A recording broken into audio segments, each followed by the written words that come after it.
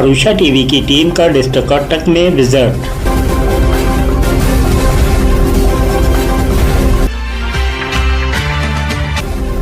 Operational director Sheikh Javed Iqbal से meeting.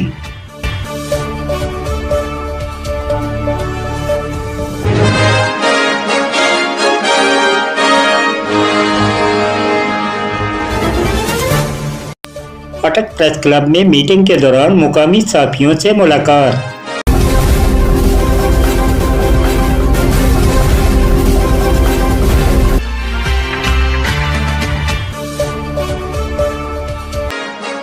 Arusha TV की जानिब से अटक में मुख्तलिफ प्रोग्रामों के लिए लाया अमल मुरतब किया गया।